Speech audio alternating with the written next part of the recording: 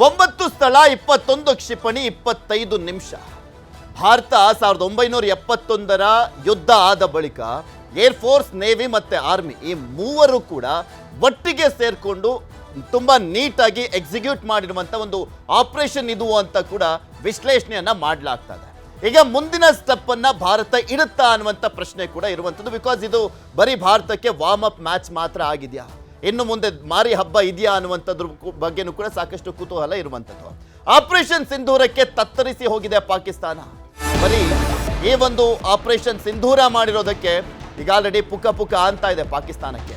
Attack ಮಾಡಬೇಕಾ ಬೇಡವಾ ಅನ್ನುವಂಥದ್ರ ಬಗ್ಗೆ 100 ಬಾರಿ ಚಿಂತಿಸುವಂತಾಗಿದೆ. ಹಂಗನ್ಬಿಟ್ಟು ನಾವು ಪಾಕಿಸ್ತಾನವನ್ನ ನೆಗ್ಲೆಕ್ಟ್ ಮಾಡ್ಲಿಕ್ಕೆ ಆಗೋದಿಲ್ಲ, ಅಂಡರ್ ಎಸ್ಟಿಮೇಟ್ ಮಾಡ್ಲಿಕ್ಕೆ ಆಗೋದಿಲ್ಲ. ಪಹಲ್ಗಾಮ್ ಪ್ರತೀಕಾರ ತೀರಿಸಿಕೊಂಡಿದೆ ಭಾರತ. ರಕ್ತ ಹರಿಸಿ ರಣಕೇಕೆಯನ್ನ ಹಾಕಿದೆ ಪಾಕ್. ಈಗ ಕಣ್ಣೀರನ್ನ ಹಾಕ್ತಾ ಇದೆ. 25 ನಿಮಿಷ 9 ಸ್ಥಳ 21 ಕ್ಷಿಪಣಿಗಳು ದಾಳಿಯಲ್ಲಿ ಭಾಗಿಯಾಗಿದ್ದು ಪಾಕಿಸ್ತಾನದ ಉಗ್ರ ನೆಲೆಗಳು ಪೀಸ್ ಪೀಸ್ ಆಗಿದೆ, ಉಡಿಸಾಗಿದೆ. ಭಾರತದ ಆಕ್ರೋಶಕ್ಕೆ ತಲ್ಲಣಿಸಿದೆ ಶತ್ರು ರಾಷ್ಟ್ರ. ಉಗ್ರರಷ್ಟೇ ಟಾರ್ಗೆಟ್, ಸೇನೆ ನಾಗರಿಕರಲ್ಲ. ಭಾರತದ ಗುರಿ ಸ್ಪಷ್ಟವಾಗಿದೆ. ವಿಶ್ವ ದಿಗ್ಗಜರ ಬೆಂಬಲ ಕೂಡ ಸಿಗ್ತಾ ಇರುವಂಥದ್ದು. ಭಾರತದ ರಣತಂತ್ರಕ್ಕೆ ತತ್ತರಿಸಿದೆ ಪಾಕಿಸ್ತಾನ. ಇದ್ರ ಬಗ್ಗೆ ಮಾತನಾಡ್ತಾ ಹೋಗೋಣ. ಅದು ಇಲ್ಲಿ 15 ದಿನಗಳಿಂದ ಏನು ಮಾಡ್ತಾ ಇತ್ತು ಭಾರತ ಅನ್ನುವಂಥದ್ದಕ್ಕೆ ಸಾಕಷ್ಟು ಉತ್ತರಗಳು ಸಿಗ್ತಾ ಹೋಗ್ತಾ ಇದ್ದಾವೆ ಇವಾಗ ದಾಳಿಯಾದ ನಂತರ. ಬಿಕಾಸ್ ದಾಳಿ ಮಾಡಲಿಕ್ಕೂ ಮುಂಚೆ ವಿಶ್ವ ನಾಯಕರ ಹಾಗೆ ಎಲ್ಲ ದೇಶಗಳ ಒಂದು ಬೆಂಬಲವನ್ನು ಕೂಡ ಪಡ್ಕೊಳ್ಳುವಂಥ ನಿಟ್ಟಿನಲ್ಲಿ ಮುಂದಾಗಿತ್ತು ಭಾರತ. ಬಿಕಾಸ್ ನಾವು ಯಾಕೆ ವೈ ಸ್ಟ್ರೈಕ್ ಬ್ಯಾಕ್ ಅನ್ನು ಮಾಡಬೇಕಾಗಿದೆ ಅಂತ 110 ದೇಶಗಳ ಜೊತೆ ಮಾತನಾಡಿ ಚರ್ಚೆಯನ್ನು ಮಾಡಿದಂತೆ. ದಾಳಿ ಆದ ನಂತರನೂ ಕೂಡ 30 ದೇಶಗಳ ಜೊತೆ ಚರ್ಚೆಯನ್ನು ಮಾಡಿರುವಂಥದ್ದಂತೆ.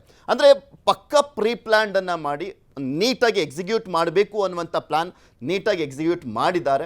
ಭಾರತೀಯ ಸೇನೆಯ ಶಕ್ತಿಯನ್ನು, ಪರಾಕ್ರಮವನ್ನು ತೋರಿಸಲಾಗಿರುವಂಥದ್ದು. ಆ ದಾಳಿ ಬಗ್ಗೆ ಫಸ್ಟ್ ನೋಡೋಣ. ಪೃಥ್ವಿ, ನಮಗೆ ಒಂದು ಮಿಲಿಟರಿ ಪವರ್ ಅನ್ನುವಂಥದ್ದು ನಮ್ಮ ಭವ್ಯ ಇತಿಹಾಸವನ್ನು ನೋಡಿದಂಥ ಸಂದರ್ಭದಲ್ಲಿ, ಈಗಾಗಲೇ ಗೆದ್ದಿರುವಂಥ ಯುದ್ಧಗಳು ಮತ್ತು ಕೊಟ್ಟಿರುವಂಥ ಪ್ರತಿರೋಧಗಳನ್ನು ನೋಡಿದಂಥ ಸಂದರ್ಭದಲ್ಲಿ ಖಂಡಿತ ಇದ್ದೇ ಇದೆ. ಆ ಒಂದು ಭವ್ಯ ಇತಿಹಾಸ, ಮಿಲಿಟರಿ ಪವರ್ ಅನ್ನುವಂಥದ್ದನ್ನು ತೋರಿಸೋದಕ್ಕೆ ಇರುವಂಥ ಅವಕಾಶ ಇದ್ದೇ ಇದೆ. ಒಂದು ಪೊಲಿಟಿಕಲ್ ವಿಲ್ ಪವರ್ ಕೂಡ ಬೇಕಾಗುತ್ತೆ ಇಂತಹ ಒಂದು ಕೆಲಸಗಳನ್ನು ಮಾಡಬೇಕಾದ್ರೆ. ವೇರ್ ಆಸ್ ನಿಮಗೆ ಇತಿಹಾಸದಲ್ಲಿ ಪೊಲಿಟಿಕಲ್ ವಿಲ್ ಪವರ್ ಕೂಡ ಅಲ್ಲಲ್ಲಿ ರಿಜಿಸ್ಟರ್ ಆಗಿದೆ. ಇದೇ ಪಾಕಿಸ್ತಾನದ ವಿರುದ್ಧ ಬಾಂಗ್ಲಾದೇಶ ಹೇಗೆ ಉದಯ ಆಯಿತು, ಇಂದಿರಾ ಗಾಂಧಿ ಅವರು ಹೇಗೆ ಮಾಡಿದ್ರು, ಅದು ಕೂಡ ಪೊಲಿಟಿಕಲ್ ವಿಲ್ ಪವರ್. ಆದರೆ ಅವತ್ತಿನ ಭಾರತದ ಮೇಲೆ ಸ್ಥಳೀಯವಾಗಿ ಇಚ್ಛಾಶಕ್ತಿ ಇದ್ರೂ ಕೂಡ ಜಾಗತಿಕ ಮಟ್ಟದಲ್ಲಿ ನಮ್ಮನ್ನು ಒಂದು ರೀತಿ ಅಪರಾಧಿ ಸ್ಥಾನದಲ್ಲಿ ನಿಲ್ಲಿಸುವಂಥ ಪ್ರಯತ್ನಗಳಿಗೆ ಒಡ್ಡುಕೊಳ್ಳುವಂಥ ಅಪಾಯ ಮತ್ತು ಆತಂಕ ದೊಡ್ಡ ಮಟ್ಟದಲ್ಲಿತ್ತು. ಇವತ್ತು ಇಲ್ಲ ಅಂತಲ್ಲ, ಅಪಾಯ ಆತಂಕ ಇವತ್ತು ಇದ್ದೇ ಇದೆ. ಆದರೆ ಅದನ್ನು ನಿಭಾಯಿಸುವಂತಹ ಅಥವಾ ಅದಕ್ಕೆ ಪ್ರತಿರೋಧ ಕೊಡುವಂಥ ಅಥವಾ ಅದಕ್ಕೆ ಒಂದು ಜೋರು ಧ್ವನಿಯಲ್ಲಿ ಅಥವಾ ನಮ್ಮ ಜಸ್ಟಿಫೈಯಬಲ್ ವಾಯ್ಸಲ್ಲಿ ಮತ್ತು ಅಷ್ಟೇ ಅಥಾರಿಟೇಟಿವ್ ಪ್ರನೌನ್ಸ್ಮೆಂಟಲ್ಲಿ ವಾಪಸ್ಸು ಒಂದು ಜಸ್ಟಿಫಿಕೇಶನ್ ಕೊಡುವಂಥ ಒಂದು ಅವಕಾಶ, ಆದ್ಯತೆ ಮತ್ತು ಅರ್ಹತೆ ಎಲ್ಲವನ್ನು ಕೂಡ ಇವತ್ತು ದೇಶ ಗಳಿಸ್ಕೊಂಡಿದೆ. ಅದರಲ್ಲಿ ಕೇಂದ್ರ ಸರ್ಕಾರದ ಪಾತ್ರವನ್ನು ಕೂಡ ಅಲ್ಲಗೆಳೆಯುವಂತಿಲ್ಲ. ಇವತ್ತಿನ ದಾಳಿ ಬರೀ ಮಿಲಿಟರಿ ದಾಳಿಗೆ ಮಾತ್ರ ಸೀಮಿತವಾಗಿ ನೋಡಲಿಕ್ಕೆ ಸಾಧ್ಯ ಇಲ್ಲ. ಇಲ್ಲಿ ಒಂದು ತಂತ್ರಜ್ಞಾನದ ಸುಧಾರಣೆ ಕಾಣಿಸ್ತಾ ಇದೆ, ರಾಜತಾಂತ್ರಿಕ ವಿದೇಶಾಂಗ ನೀತಿಯ ಒಂದು ಅಗ್ರೆಸಿವ್ ಸುಧಾರಣೆ ಕಾಣಿಸ್ತಾ ಇದೆ ಮತ್ತು ವಿಶ್ವ ಭೂಪಟದಲ್ಲಿ ಭಾರತ ಕೂಡ ಬರೀ ಮಾತಿಗಷ್ಟೇ ಸೂಪರ್ ಪವರ್ ಅಲ್ಲ, ಅಥವಾ ಬೆಳೀತಾ ಇರುವಂತಹ ದೇಶ ಅಲ್ಲ, ಅಥವಾ ಹಲವಾರು ವಿಭಾಗಗಳಲ್ಲಿ ಈಗಾಗಲೇ ಸಾಧನೆಯನ್ನು ತೋರಿರುವಂತಹ ದೇಶ ಅನ್ನುವಂಥದ್ದು ಬರೀ ಮಾತಿಗೆ, ಸಂದೇಶಗಳಿಗೆ, ವಾಟ್ಸಪ್ ಮೆಸೇಜ್ಗಳಿಗೆ ಸೀಮಿತ ಅಲ್ಲ. ಆನ್ ಗ್ರೌಂಡ್ ಇನ್ ರಿಯಾಲಿಟಿ ಕೂಡ ಭಾರತಕ್ಕೆ ಅಂತಹದ್ದೊಂದು ಸರ್ಟಿಫಿಕೇಟ್ ಇದೆ ಅನ್ನೋದನ್ನ ಜಾಗತಿಕ ಮಟ್ಟದಲ್ಲಿ ತೋರಿಸಿದಂತ ಒಂದು ಸಾಹಸದ ಘಟನೆ. ನಾವು ಯಾವಾಗಲೂ ಗುಪ್ತಚರ ವಿಚಾರಕ್ಕೆ ಸಂಬಂಧಪಟ್ಟಂತೆ ಮಾತಾಡಿದ್ರೆ ಇಸ್ರೇಲ್ನ ಮಸೂದ್ ಬಗ್ಗೆ ಮಾತನಾಡ್ತೇವೆ. ನೋಡಿ ಅವ್ರು ಹೆಂಗೆಲ್ಲ ಪತ್ತೆ ಹಚ್ತಾರೆ, ಹೇಗೆಲ್ಲ ಅಲ್ಲೂ ಕೂಡ ಅಟ್ಯಾಕ್ ಮಾಡಿ ಸಾಯಿಸುವಂತ ಕೆಲಸವನ್ನು ಮಾಡುತ್ತೆ ಅಂತ. ಬಟ್ ಇವತ್ತು ಒಬ್ಬ ಉಗ್ರನ ವಂಶವನ್ನ ಕೂಡ ನಿರ್ವಂಶ ಮಾಡುವಂತ ಕೆಲಸ ಮಾಡಲಾಗಿದೆ. ಅಂದ್ರೆ ಅಷ್ಟು ಪರ್ಟಿಕ್ಯುಲರ್ಲಿ ನಮ್ಮ ರಾ ಕೂಡ ಗುಪ್ತಚರವಾಗಿ ಅಂದ್ರೆ ಎಷ್ಟು ಮಟ್ಟಿಗೆ ಇನ್ಫಾರ್ಮೇಶನ್ ಕಲೆಕ್ಟ್ ಮಾಡ್ತಾ ಇದೆ, ಎಷ್ಟು ಸ್ಟ್ರಾಂಗ್ ಆಗಿದೆ ಅನ್ನುವಂತ ಮೆಸೇಜ್. ನಿನ್ನೆಯ ನೀವು ಹೇಳಿದಕ್ಕೆ ಪೂರಕವಾಗಿ ಈ ಒಂದು ಅತಿ ದೊಡ್ಡ ಕಾರ್ಯಾಚರಣೆ ಏನಿದೆ ಅಥವಾ ಒಂದು ಹೆಮ್ಮೆಯ ಕಾರ್ಯಾಚರಣೆ ಏನಿದೆ, ಈ ಕಾರ್ಯಾಚರಣೆಯ ಒಂದು ಆ ಒಂದು ಮೈಂಡ್ನ ಜೊತೆಗೆ ಗೇಮನ್ನು ಆಡಿರುವಂಥವರು ಅಜಿತ್ ದೋವಲ್, NSA ಮತ್ತು ಗುಪ್ತಚರ ಎಷ್ಟು ಕರಾರುವಕ್ಕಾಗಿ ಕೆಲಸವನ್ನು ಮಾಡಿದೆ ಅನ್ನೋದಕ್ಕೆ ಈಗ ಮೊನ್ನೆ ದಾಳಿಯಾದಂಥ ಸಂದರ್ಭದಲ್ಲಿ ವೈಫಲ್ಯ, ಅದು ಇದು ರಾಜಕೀಯ ಟೀಕೆಗಳು, ಒಂದಷ್ಟು ಅಸಹನೆಗಳು, ಆಕ್ರೋಶಗಳು, ಆಕ್ಷೇಪಗಳು ಎಲ್ಲ ಕೂಡ ಬಂದವು. ಆದರೆ ನಿನ್ನೆಯ ಒಂದು ಕಾರ್ಯಾಚರಣೆ ಇದೆಯಲ್ಲ, ಭಾರತದ ಕಾರ್ಯಾಚರಣೆ, ಅದು ಒಂದು ದಶಕದಿಂದ ಭಾರತ ಈ ಉಗ್ರಗಾಮಿ ಮನಸ್ಥಿತಿಯ ವಿರುದ್ಧ, ಉಗ್ರಗಾಮಿ ನೆಲದ ವಿರುದ್ಧ, ಈ ಒಂದು ಪಾಕಿಸ್ತಾನದ ಗುಳ್ಳೆನರಿಯ ಬುದ್ಧಿಯ ವಿರುದ್ಧ ಯಾವ ರೀತಿ ವ್ಯೂಹಾತ್ಮಕವಾಗಿ ಮುನ್ನಡೆಯನ್ನು ಸಾಧಿಸ್ಕೊಂಡಿತ್ತು ಅನ್ನೋದನ್ನ ತೋರಿಸ್ತಾ ಇದೆ. 15 ಎಕರೆನಲ್ಲಿ ಅತಿ ದೊಡ್ಡ ಒಂದು ಕಾಂಪ್ಲೆಕ್ಸ್ ಅನ್ನ ಮಾಡಿಕೊಂಡು ಸುಮಾರು 300-400 ಕ್ಯಾಡರ್ಗಳನ್ನ ಆಕ್ಟಿವ್ ಆಗಿ ಇಟ್ಕೊಂಡು ಪ್ರತಿದಿನ ಪ್ರತಿಕ್ಷಣ ಭಾರತದ ವಿರುದ್ಧ ಯಾವ ರೀತಿ ಏನು ಮಾಡಬೇಕು, ತೊಂದರೆಯನ್ನ ಹೇಗೆ ಕೊಡಬೇಕು, ಅದಕ್ಕೆ ಪೂರಕವಾಗಿ UK ಇಂದ ಇರ್ಬೋದು ಅಥವಾ ಬೇರೆ ಗಲ್ಫ್ ಕಂಟ್ರಿಗಳಿಂದ ಇರ್ಬೋದು ಫಂಡ್ ಅನ್ನ ಯಾವ ರೀತಿ ರೈಸ್ ಮಾಡಬೇಕು, ಪಕ್ಕದ ಸೇನೆ ಅಂದ್ರೆ ಪಾಕಿಸ್ತಾನದ ಸೇನೆಯನ್ನು ಯಾವ ರೀತಿ ಇದರಲ್ಲಿ ಏನು ಜೊತೆಯಾಗಿ ತೆಗೆದುಕೊಂಡು ಅಲ್ಲಿನ ಎಲ್ಲಾ ಸಂಪನ್ಮೂಲಗಳನ್ನು ಅಲ್ಲಿ ದೇಶದ ಜನರಿಗೆ ತಿನ್ನೋದಕ್ಕೆ ಅಕ್ಕಿ ಇದೆಯೋ, ಗೋಧಿ ಇದೆಯೋ ಸೆಕೆಂಡ್ರಿ, ಕುಡಿಯೋದಕ್ಕೆ ನೀರು ಇದೆಯಾ ಸೆಕೆಂಡ್ರಿ, ಹಾಕೊಳ್ಳೋದಕ್ಕೆ ಬಟ್ಟೆ ಇದೆಯಾ ಅದೆಲ್ಲ ಸೆಕೆಂಡ್ರಿ. ಆದ್ರೆ ಅವರ ಒಂದು ಲಾಗಾಯತಿನ ಸಾಂಪ್ರದಾಯಿಕ ಒಂದು ಕೆಟ್ಟ ಕೊಳಕ ಮನಸ್ಥಿತಿ ಏನಿತ್ತಲ್ಲ ಭಾರತವನ್ನ ಕಾಡಬೇಕು ಅಂತ, ಅದನ್ನ ಹೇಗೆ ಮಾಡಬೇಕು ಅನ್ನೋದನ್ನ 15 ಎಕರೆ ಜಾಗದಲ್ಲಿ ದೊಡ್ಡ ಕಾಂಪ್ಲೆಕ್ಸ್ ಅಲ್ಲಿ ಸುಬಾನಲ್ಲ ಮಸ್ಜಿದ್ ಒಳಗಡೆ ಮಾಡ್ಕೊಂಡು ಕೂತ್ಕೋತಾರೆ. ಮತ್ತೆ ಅದನ್ನ ಧರ್ಮ ಅಂತ ಕರೀತಾರೆ. ಆ ಧರ್ಮದ ರಕ್ಷಣೆಗೆ ಬಂದಿರುವಂತ ಮಹಾನ್ ಸೇವಕರು ಅಂತ ಕರ್ಕೊಂಡು ಇಡೀ ವಿಶ್ವವ್ಯಾಪಿ ರಕ್ತದೋಕಳಿ ಮಾಡೋದಕ್ಕೆ, ಭಾರತದ ನೆಲದಲ್ಲಿ ರಕ್ತದೋಕಳಿ ಮಾಡೋದಕ್ಕೆ ಕೂತಿದ್ರಲ್ಲ, ಇದು ಹೇಗೆ ಕರಾರುವಕ್ಕಾಗಿ ಹೊಡಿಲಿಕ್ಕೆ ಸಾಧ್ಯ ಅಂತ ಬಂದಾಗ ನಿಮ್ಮ ಪ್ರಶ್ನೆಗೆ ಅಲ್ಲೇ ಉತ್ತರ ಸಿಗುತ್ತೆ. ಸಹಜವಾಗಿ ಭಾರತದ ಗುಪ್ತಚರ ಸಂಸ್ಥೆ ಮತ್ತು ರಾಷ್ಟ್ರೀಯ ಭದ್ರತಾ ಕಾರ್ಯಪಡೆ ಯಾವ ರೀತಿ ಇದನ್ನ ಸ್ಟ್ರಾಟಜಿಕ್ ಆಗಿ ಹೆಣೆದಿದೆ ಅನ್ನೋದಕ್ಕೆ ನೀವು ಮೊಸಾದ್ ಉದಾಹರಣೆಯನ್ನು ಹೇಳಿದ್ರಿ. USA ಅಂತಹ ಕಾರ್ಯಾಚರಣೆಗಳನ್ನ ಮಾಡಿತ್ತು. ಬಿನ್ ಲ್ಯಾಡನ್ ಅಮೆರಿಕದಲ್ಲೇ ಇದ್ದಿದ್ದು, ಅಷ್ಟು ಕರಾರುವಕ್ಕಾಗಿ ಪಾಕಿಸ್ತಾನದಲ್ಲಿ ಹೇಗೆ ಕರಾರುವಕ್ಕಾಗಿ ಹೊಡಿಲಿಕ್ಕೆ ಸಾಧ್ಯ ಅಮೆರಿಕಾಗೆ, ಆ ಒಂದು ಅಬಟಾಬಾದ್ ಕಾರ್ಯಾಚರಣೆ ಹೇಗಾಯಿತು, ಅದೇ ಪ್ರಮಾಣದ ಅಥವಾ ಅಂಥದ್ದೇ ತೀಕ್ಷ್ಣತೆ, ಅಂಥದ್ದೇ ಗೌರವ ಕೊಡುವಂಥ ಪ್ರತಿ ಭಾರತೀಯನಿಗೆ ಅಥವಾ ಅಂಥದ್ದೇ ಒಂದು ಹೆಮ್ಮೆಯನ್ನು ಕೊಡುವಂಥ ಒಂದು ಕಾರ್ಯಾಚರಣೆ ಇದು. ಆ ಒಂದು ಜಾಗದಲ್ಲಿ ಹುಡುಕಿ ಇವತ್ತು ಹೇಳ್ಬೋದು ಅಲ್ಲಿ ಹೆಂಗಸರು ಮಕ್ಕಳಿದ್ರು, ಮತ್ತೊಬ್ಬರಿದ್ರು, ಇವ್ರಿಗೆಲ್ಲ ದಾಳಿ ಆಗಿದೆ, ತೊಂದರೆ ಮಾಡಿದೆ ಭಾರತ, ಹಲವಾರು ವಿಚಾರಗಳನ್ನು ಸುಳ್ಳು ಪ್ರೊಪಗಂಡಗಳನ್ನು ಪಾಕಿಸ್ತಾನ ಹೇಳ್ಬೋದು. ಆದರೆ ಅಲ್ಲಿದ್ದವ್ರು ಯಾರು? ಅದೇ ರಕ್ತ ಬೀಜಾಸುರರಿಗೆ ಏನೋ ಗರ್ಭ ಧರಿಸ್ತಾ ಇದ್ದಂಥ ಸಂತತಿಯವರು, ಅವರ ಒಂದು ಫ್ಯಾಮಿಲಿಗಳು, ಅವ್ರ ಬಗ್ಗೆ ಕರುಣೆ ತೋರಿಸಬೇಕು. ಸಂದರ್ಭದಲ್ಲಿ ಜಾಗತಿಕ ಉಗ್ರ ಅಂತ ಘೋಷಣೆ ಆದಂತವನು ಇದ್ದಾನೆ. ಆ ಒಂದು ವಿಚಾರಕ್ಕೂ ಬರೋಣ. ಅಂದ್ರೆ ಭಾರತ ಎಷ್ಟು ಕರಾರುವಕ್ಕಾಗಿ ಗುಪ್ತಚರ ಮಾಹಿತಿಗಳನ್ನ ಕಲೆ ಹಾಕಿ ಒಂದು ದಶಕದಿಂದ, ಅಂದ್ರೆ ಪಾಕಿಸ್ತಾನ ಅನ್ನುವಂಥದ್ದು ಮಾತುಕತೆ ಬೇಕು ನಮಗೆ ಭಾರತ, ಆ ಮಾತುಕತೆಯ ಮೂಲಕ ಈ ಒಂದು global agenda as A global agenda ಕಾಶ್ಮೀರವನ್ನು ಇಟ್ಕೋಬೇಕು, ಅದೇ ನಮ್ಮ ಒಂದು ಗರ್ವ ಹೆಮ್ಮೆ ಅಂತ ಏನು ಹೇಳ್ಕೊತಾ ಇದ್ರಲ್ಲ, ಅಲ್ಲಿರೋರಿಗೆ ತಿನ್ನಕ್ಕೆ ಅನ್ನ ಇಲ್ಲ, ಹೊಟ್ಟೆಗೆ ಇಟ್ಟಿಲ್ಲ, ಹಾಕೊಳಕ್ ಬಟ್ಟೆ ಇಲ್ಲ, ಅಂಥದ್ರಲ್ಲಿ ಇವರು ಅಲ್ಲಿ ಲಾಹೋರಲ್ಲಿರೋ ಜನನೇ ನೀವು ಬಂದ್ಬಿಟ್ರೆ ಅರ್ಧ ಗಂಟೆ ನೀವು ವಾಪಸ್ ಹೋಗ್ಬಿಡ್ತಾರೆ, ನೀವೇ ನಮಗೆ ಬಿಟ್ಬಿಟ್ಟು ಇಲ್ಲಿ ಸವಾಸಲ್ಲಪ್ಪ ಅಂತ ಹೇಳುವಂಥ ಪರಿಸ್ಥಿತಿ ಇದಲ್ಲ. ಅಂಥದ್ರಲ್ಲಿ ಇವರು ಕಾಶ್ಮೀರ ತಗೊಂಡು ಏನು ಬುದ್ಧಿ ಇದೆಯಲ್ವ ಈಗ ಬಂದು ಮಾಡ್ತಾರಲ್ಲ, ಸಿಂಪಲ್ ಇದೆ. ಅಂದ್ರೆ ಇಟ್ಸ್ ಎ ಗ್ಲೋಬಲ್ ಟ್ರ್ಯಾಪ್. ಈಗ ನಮ್ಮ ಪಕ್ಕದಲ್ಲಿರುವಂಥ ಚೀನಾ, ಅದಕ್ಕೂ ಕೂಡ ಒಂದು ರೀತಿ ನಮ್ಮ ಏಳಿಗೆ ಅಸಹನೆ ಇದ್ದೇ ಇದೆ. ಮತ್ತು ಕೆಲವು ಪಾಶ್ಚಾತ್ಯ ರಾಷ್ಟ್ರಗಳು ಕೂಡ ಎಷ್ಟೇ ಸ್ನೇಹ ಪರದಿಂದಿದ್ರು ಕೂಡ ಒಳಗೊಳಗೆ ಭಾರತ ಸೂಪರ್ ಪವರ್ ಆಗುತ್ತೆ ಅಥವಾ ಸ್ಟ್ರಾಟಜಿಕಲಿ ಭಾರತ ತುಂಬಾ ಗ್ರೇಟ್ ಆಗುತ್ತೆ ಅನ್ನುವಂಥ ವಿಚಾರ ಬಂದಾಗ ಒಂದಷ್ಟು ಗ್ಯಾಂಬ್ಲಿಂಗ್ಗಳನ್ನು ಮಾಡ್ತಾರೆ, ಒಂದು ಪ್ರಾಕ್ಸಿ ವಾರ್ಗಳನ್ನು ಮಾಡ್ತಾರೆ. ಈ ಎಲ್ಲ ಒಂದು ಹಿನ್ನೆಲೆಯಲ್ಲಿ ಮತ್ತು ಧರ್ಮದ ಒಂದು ಮಬ್ಬು ಏನು ತಲೆಯಲ್ಲಿ ತುಂಬಿರುತ್ತಲ್ಲ, ಅಂತಹ ಕೆಲವು ರಾಷ್ಟ್ರಗಳು ಪಾಕಿಸ್ತಾನಕ್ಕೆ ಕೊಡ್ತಾ ಇರುವಂಥ ನೆರವು, ಹಣ, ಶಸ್ತ್ರಾಸ್ತ್ರ, ಮತ್ತೊಂದು ಮಗದೊಂದು, ಈ ಒಂದು ಹಿನ್ನೆಲೆಯಲ್ಲಿ ಪಾಕಿಸ್ತಾನಕ್ಕೆ ಅದೊಂದು ಚೇತೋಹಾರಿಯಾಗಿತ್ತು. ಮತ್ತೊಂದು ಮಾಡ್ತೀವಿ ಅಂತ ಅದೇ ಒಂದು ಉತ್ಸಾಹದಲ್ಲಿ ಅವರು ಇಂಥ ಕೆಲಸಗಳನ್ನು ಮಾಡ್ತಾ ಇದ್ದು. ವೇರೆ ಅವ್ರಿಗೆ ಗೊತ್ತಿದೆ ನೇರ ಯುದ್ಧವನ್ನು, ಸಂಘರ್ಷವನ್ನು ನಮಗೆ ಸಸ್ಟೈನ್ ಮಾಡಲಿಕ್ಕೆ 3 ತಿಂಗಳು ಸಾಲಲ್ಲ, 1 ವರ್ಷನೂ ಸಾಲಲ್ಲ, 4 ತಿಂಗಳು ಸಾಲಲ್ಲ ಅಂತ. ಸೊ ಆ ಹಿನ್ನೆಲೆಯಲ್ಲಿ ಅವ್ರು ಇಂಥ ಪ್ರಾಕ್ಸಿ ವಾರನ್ನು ಮಾಡ್ತಾ ಇದ್ರು. ಆದರೆ ಭಾರತ ಈ ಒಂದು ಪ್ರಾಕ್ಸಿ ವಾರ್ ವಿರುದ್ಧ ನಿನ್ನೆ ಮಾಡಿದ್ದಷ್ಟೇ ಕಾರ್ಯಾಚರಣೆ ಅಲ್ಲ, ಅದಕ್ಕೂ ಮುಂಚೆ ಈ ಒಂದು ಪೆಹಲ್ಗಾಮ್, ಪುಲ್ವಾಮಾ ಎಲ್ಲ ದಾಳಿಗಳಾಗಿರ್ಬೋದು, ಅದಕ್ಕೂ ಮುಂಚೆ ಅದರ ಒಂದು ಶಾಡೋದಲ್ಲೇ ನಾವು ನೋಡೋದಾದ್ರೆ ಹಿನ್ನೆಲೆ ಬ್ಯಾಕ್ಡ್ರಾಪ್ ಅಲ್ಲಿ 1 ದಶಕದಿಂದ ಪಾಕಿಸ್ತಾನವನ್ನು ಐಸೋಲೇಟ್ ಮಾಡುವಂತಹ ಕ್ರಮವನ್ನ, ಒಂದು ಯಶಸ್ವಿಯಾಗಿ ಅಂತದೊಂದು ಕಾರ್ಯಾಚರಣೆಯನ್ನ ಭಾರತದ ವಿದೇಶಾಂಗ ನೀತಿ ಮಾಡ್ಕೊಂಡ್ ಬಂದಿದೆ. ಕಾಶ್ಮೀರ ಅನ್ನುವಂಥದ್ದು ಚರ್ಚೆಯ ವಸ್ತುವೇ ಅಲ್ಲ, ಅದೊಂದು ಅಪ್ರಸ್ತುತ. ನಿಮ್ದು ಗ್ಲೋಬಲ್ ಅಜೆಂಡಾದಲ್ಲಿ ಯಾರು ಕೂಡ ವಿಚಾರದಲ್ಲಿ ಮಧ್ಯ ಬರಬೇಡಿ, ಇದು ನಮ್ಮ ಜಾಗ, ನಮ್ಮ ಹಕ್ಕು, ನಮ್ಮ ಸಾರ್ವಭೌಮತೆ. ಪಾಕಿಸ್ತಾನಕ್ಕೇನೋ ತಲೆಯಲ್ಲಿ ಬುದ್ಧಿ ಇಲ್ಲ, ಕಿಡ್ನಿನಲ್ಲಿ ರಕ್ತ ಇಲ್ಲ, ಏನೇನೋ ಮಾಡ್ಕೊಂಡು ಸಾಯ್ತಾ ಇದ್ದಾರೆ ಅಂತ ಬಿಟ್ರೆ ನಮಗೆ ಅದರ ಬಗ್ಗೆ ಕ್ಲಾರಿಟಿ ಇದೆ, ನಿಮಗೆ ಕ್ಲಾರಿಟಿ ತಗೊಳ್ಳಿ ಅನ್ನುವಂಥ ವಿಚಾರವನ್ನು ಪಾಶ್ಚಾತ್ಯ ರಾಷ್ಟ್ರಗಳಿಗೆ, ಜಾಗತಿಕ ರಾಷ್ಟ್ರಗಳಿಗೆ ಕೊಡ್ತಾನೆ ಬಂದಿತ್ತು. ಅದರ ಭಾಗವಾಗಿ ಮತ್ತು ಸ್ನೇಹ ಪರವಾಗಿ ಒಂದು ಕಡೆ ಅಥಾರಿಟೇಟಿವ್ ಪ್ರೊನೌನ್ಸ್ಮೆಂಟ್ ಮೂಲಕ ಎರಡೂ ರಸ್ತೆಗಳ ಮೂಲಕ ಒಂದು ಯಶಸ್ಸನ್ನು ಸಾಧಿಸಿತ್ತು. ಅದರ ಒಂದು ಫಲಿತಾಂಶ ನಿನ್ನೆಯ ಕಾರ್ಯಾಚರಣೆಯ ನಂತರದ ಒಂದು ಯಶಸ್ಸಲ್ಲಿ ಕಾಣಿಸ್ತಾ ಇದೆ.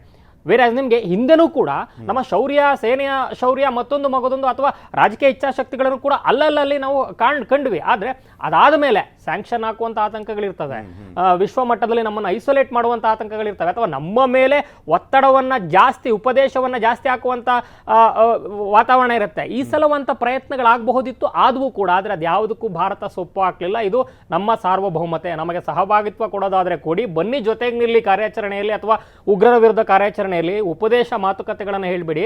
ಸಲಹೆ ಇರೋದು ವಿಶ್ವಸಂಸ್ಥೆ ಇರೋದು ನಮಗೆ ಬುದ್ಧಿ ಹೇಳಕ್ಕಲ್ಲ.